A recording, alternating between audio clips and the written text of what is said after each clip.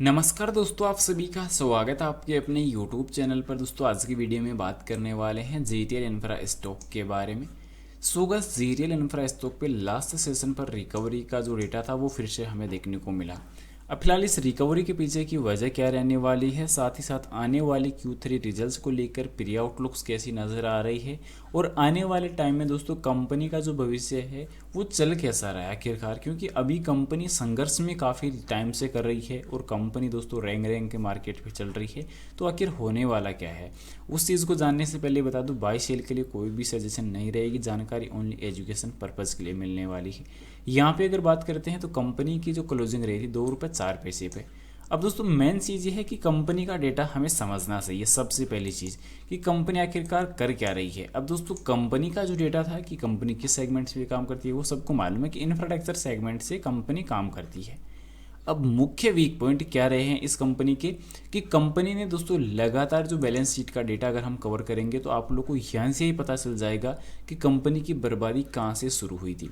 अब यहाँ पे अगर देखते हैं तो कंपनी का जो एनुअली तौर पर देखते हैं, सालाना तौर पे देखते हैं, तो कंपनी जो हर साल इन्वेस्टमेंट अदर बिजनेस के अंदर अपने बिजनेस को ग्रो करने के लिए या अदर बिजनेस के अंदर अपने डेटाबेस को इंक्रीज करने के लिए जो इन्वेस्टमेंट कर रही थी वो कंपनी वर्तमान समय के अंदर दोस्तों कम कर चुकी है, टोटली इस चीज़ को ख़त्म कर चुकी है।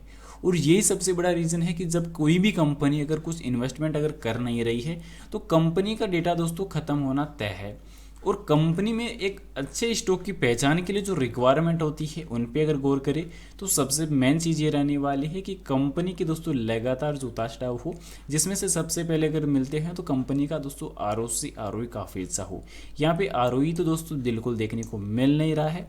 साथ ही साथ कंपनी के ऊपर कर्ज बिल्कुल नहीं होना चाहिए। एक अच्छी स्टॉक की पहचान के लिए कंपनी सबसे ज़्यादा कर्ज में दबी हुई है। अगर कर्ज है भी तो कंपनी का मार्केट कैप काफ़ी अच्छा होना चाहिए, जिससे बिजनेस ग्रोथ ऐसा हो कि आने वाले टाइम में कंपनी का कर्ज टोटल ख़त्म हो जाए। पर कंपनी के पास वो बिजनेस भी है दोस्तों, पर कंपनी उस बिजनेस को आगे बढ़ाने का कुछ सोच ही नहीं रही। उस बिजनेस प्लान में कुछ इंप्रूवमेंट, कुछ बदलाव, कुछ चेंजेस कुछ कर ही नहीं रही है। उसके साथ साथ कंपनी के अंदर दोस्तों जो फेस वैल्यू हो वो अच्छी खासी हो, 10 रुपये के आसपास होनी तो यही। पर अभी कंपनी की जो फेस वैल्यू है वो 10 रुपये पे लॉक्ड भी है, वो भी काफ़ी अच्छी है। प्रमोटर्स की होल्डिंग, अब दोस्तों प्रमोटर्स की होल्डिंग मिनिमम 50 से 55% किसी भी कंपनी के लिए होनी चाहिए, पर यहाँ पे तो ओनली 3.28% जीटीएल इंफ्रा के देखने को मिल रही है। यानी कि प्रमोटर्स की होल्डिंग भी यहाँ पे टोटली खत्म है। टोटली खत्म होने के साथ साथ यहाँ पे अगर बात करें तो कंपनी का लगातार रिटर्न, कंपनी ने लास्ट 1 ईयर के अंदर ओनली 31% का रिटर्न दिया है। एनुअली प्रॉफिट इंक्रीज होना चाहिए। प्राइस टू अर्निंग, यहाँ पे जो प्राइस टू अर्निंग जो देखने को मिल रहा है दोस्तों वो भी काफ़ी वीक है, क्योंकि कंपनी का दोस्तों किसी भी कंपनी का अगर हम बात करते हैं तो आरओसी की तो वो 10% से ऊपर तो होना ही चाहिए, पर यहाँ पे तो टोटली डाउन था। साथ ही साथ कंपनी की बुक वैल्यू काफ़ी अच्छी होनी चाहिए, स्टॉक्स भी काफ़ी अच्छी होनी चाहिए, पर यहाँ पर तो दोस्तों वो डेटा भी टोटल ख़त्म है, यानी कि स्टॉक्स भी जनरेट नहीं हो रही है। कंपनी अपने सेल्स भी अगर देखते हैं तो कंपनी की सेल इंक्रीज होनी तो चाहिए, पर यहाँ पे तो कंटिन्यूसली साल दर साल दोस्तों कंपनी की सेल वापस गिरती हुई नजर आ रही है तेजी से। तो ये कंपनी कहाँ का दोस्तों ग्रो करने वाली है, ये चीज़ सबसे इंपॉर्टेंट रहेगी। पर दोस्तों ये चीज़ ओनली एजुकेशन पर्पज़ के लिए है। जो कंपनी की जो एक्चुअल जो डेटा है वही मैं आप लोग को दोस्तों शेयर कर रहा हूँ, साझा कर रहा हूँ आप लोगों के साथ। ओनली जानकारी एजुकेशन के लिए मिलने वाली है। अब उसके बाद मेन चीज़ की कंपनी के पास दोस्तों अभी 22+ सर्कल्स के अंदर 26,000 से अधिक टावर्स हैं, पर कंपनी ने लास्ट टाइम ही क्लियर कर दिया था कि कंपनी के जो 50% जो पोर्टफोलियो का जो बिजनेस चलता था, जो 14 टेलीकॉम जो क्लाइंट थे उनसे चल रहा था, वो अभी कंपनियों से उनका शट डाउन हो चुका है। यहाँ पे देख सकते हैं कि कंपनी ने क्लियरली अपने जो डेटाबेस में मेंशन कर रखा है कि 14 दूरसंचार ग्राहकों के बंद होने से निकास के कारण 14,000 से अधिक टावरों को छोड़ दिया गया है, जो कंपनी के कुल पोर्टफोलियो का 50% से अधिक था। यानी कि कंपनी का जो 50% जो पोर्टफोलियो था वो टोटली यहीं से ख़त्म हो गया। अब इसके साथ साथ कंपनी अगर ये नहीं सोच रही अगर तो अपना पोर्टफोलियो यहीं पे शट डाउन हो चुका है तो इन टावर्स को किसी और कंपनी का थोड़ी कम प्राइस पर, वर्तमान में कम प्राइस को देकर आगे आने वाले टाइम के लिए एक अच्छी भविष्य की नींव हम रखें, आने वाले भविष्य के डेटा को हम संवारते हैं तो इससे कहीं ना कहीं कंपनी का एक अच्छा डेटा ग्रो तो हो पाएगा मार्केट में। पर उसके साथ साथ कंपनी के ऊपर तो अभी सीबीआई केस जैसे भी रजिस्टर्ड है, क्योंकि यहाँ पे देख सकते हैं कि केंद्रीय जांच ब्यूरो ने अज्ञात लोक सेवकों के और अज्ञात व्यक्तियों के खिलाफ 16 अगस्त 2023 को एफआईआर दर्ज की जिसमें उसमें बताया गया है। तो कंपनी ने अभी के टाइम कंपनी के आसपास जो डेटाबेस देखने को मिल रहा है, कंपनी के फ्यूचर बेस के लिए अगर डेटाबेस की अगर बात करें तो ऐसा दोस्तों कंपनी का जो फ्यूचर बेस्ड डेटा देखने को मिल नहीं रहा है, क्योंकि मेन चीज़ ये थी कि कंपनी का रिटर्न ही इतना ज़्यादा खत्म देखने को मिल रहा है, कंपनी की फिर प्राइस ज़्यादा नहीं देखने को मिल रही।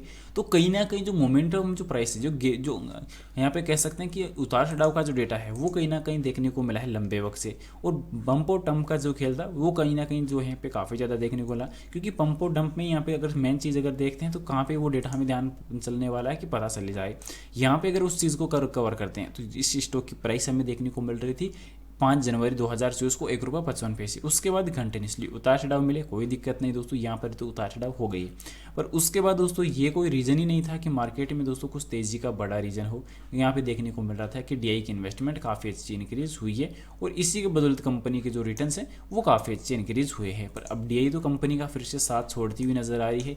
यहाँ पे देख सकते हैं कि कंपनी की जो डीआई की इन्वेस्टमेंट थी वो फिर से खत्म हो चुकी है दोस्तों। यहाँ पे देख लीजिए कि पर एसएसपी, फिर यहाँ पे Q1 का रिजल्ट्स का डेटा, फिर Q2 रिजल्ट्स का डेटा, फिर यहाँ पे देख सकते हैं कि 42.18 से गिरकर 37% पर आ चुकी है। फिर उसके बाद Q4 में काफ़ी अच्छी थी। यहाँ पे अगर बात करते हैं तो यहाँ पे Q3 में फिर अच्छी थी, फिर Q3 से फिर Q3 में डाउन, फिर Q1 में डाउन, और यहाँ पे डेटाबेस टोटली खत्म की तरफ होता हुआ नजर आ रहा है। तो ये चीज़ें बिग टाइम देखने को मिली है। फिलहाल कंपनी का आने वाले रिजल्ट्स के लिए कोई भी डेटा कंपनी ने जो डेट है वो अभी तक मेंशन नहीं की है। अब उसी के साथ साथ क्लाइंट लिस्ट में अगर बात करते हैं तो क्लाइंट लिस्ट दोस्तों इंडिया के टॉप टेलीकॉम टावर जो टेलीकॉम कंपनियां हैं वो अभी के टाइम इसमें शामिल है। एयरटेल, बीएसएनएल, जियो, टाटा कम्युनिकेशन, वोडाफोन आइडिया। अगर इस प्रकार की कंपनियां अगर कंपनी के पास पहले क्लाइंट लिस्ट के लिए रह चुकी है, क्लाइंट के तौर पर इससे अपना जो बिजनेस है वो कंप्लीट कार्य करा चुकी है, तो इस प्रकार की कंपनियां फिर से इस कंपनी को प्रोजेक्ट देने के लिए रेडी क्यों नहीं है, सबसे मेन चीज़। और कंपनी आने वाले भविष्य की नींव रखने के बारे में सोच क्यों नहीं रही है, क्योंकि टेलीकॉम सेक्टर अभी के टाइम ऐसा सेक्टर है जहाँ पे एक स्ट्रॉन्ग ग्रोथ देखने को मिल रही है, एक अच्छा डेटाबेस रोज कंपटीशन की आग में धधकता हुआ देखने को मिल रहा हो, पर कंपनी उस रेस में शामिल ही नहीं होना चाह रही। उस कंपनी उस बिजनेस में अपने पैर जमाने की प्लानिंग नहीं कर रही, क्योंकि इन्वेस्टमेंट तो यहाँ पे अपन को देखने को मिल ही रहा है कि बैलेंस शीट किस प्रकार चल रही है। अब बैलेंस शीट यहाँ पे जो कंटिन्यूसली टोटली खत्म नजर आ रही है, तो बैलेंस शीट का तो दोस्तों रोल ही यहाँ पे खत्म हो रहा है कि कंपनी प्लानिंग कुछ कर ही नहीं रही है, नए कुछ इन्वेंशन, नए कुछ आविष्कारों के साथ नई कुछ टेक्नोलॉजी को अपनाने की कोशिश ही नहीं कर रही। कंपनी तो दोस्तों हाथ पे हाथ धरे बैठी है, ना कि इन्वेस्टरों का जो पैसा है वो भी यहाँ पे देखने को मिल रहा है कि टोटली कहीं ना कहीं आने वाले भविष्य के लिए खतरे में जाता हुआ नजर आ सकता है। क्योंकि नंबर्स ऑफ शेयर होल्डर्स अगर देखते हैं तो कंपनी लगातार कर्ज में धपती हुई नजर आ रही है, और लास्ट Q1 से Q2 रिजल्ट्स के बीच यहाँ पे 10 लाख इन्वेस्टर कंपनी के अंदर और इंक्रीज हुए थे। तो यहाँ पे अंदाजा यहीं से लगा सकते हैं कि कहीं ना कहीं इन्वेस्टरों का जो पैसा है वो कहाँ जाने वाला है, क्योंकि कंपनी का कर्ज अगर देखते हैं तो कंपनी का कर्ज 3817 करोड़ का है और मार्केट कैप 2600 करोड़ का। तो कुछ ज़्यादा बात समझने वाली यहाँ पे आवश्यकता है नहीं। फिलहाल जो आप लोगों को समझना चाहिए वो समझ लीजिए दोस्तों। फिलहाल बाय शेयर के लिए जो भी रिकमेंडेशन सजेशन बिल्कुल भी यहाँ पे नहीं मिलने वाली, ओनली एजुकेशन पर्पज़ के लिए जानकारी मैं आप लोगों के साथ साझा कर रहा हूँ। इन्वेस्टमेंट करने से पहले अपनी फाइनेंशियल एडवाइजर की सलाह जरूर ले, या खुद की पर्सनल रिसर्च जरूर से कर ले। मिलते हैं नेक्स्ट अमेजिंग वीडियो के साथ, तब तक के लिए इजाजत दीजिए। जय Shri Krishna. Thanks for watching this my video.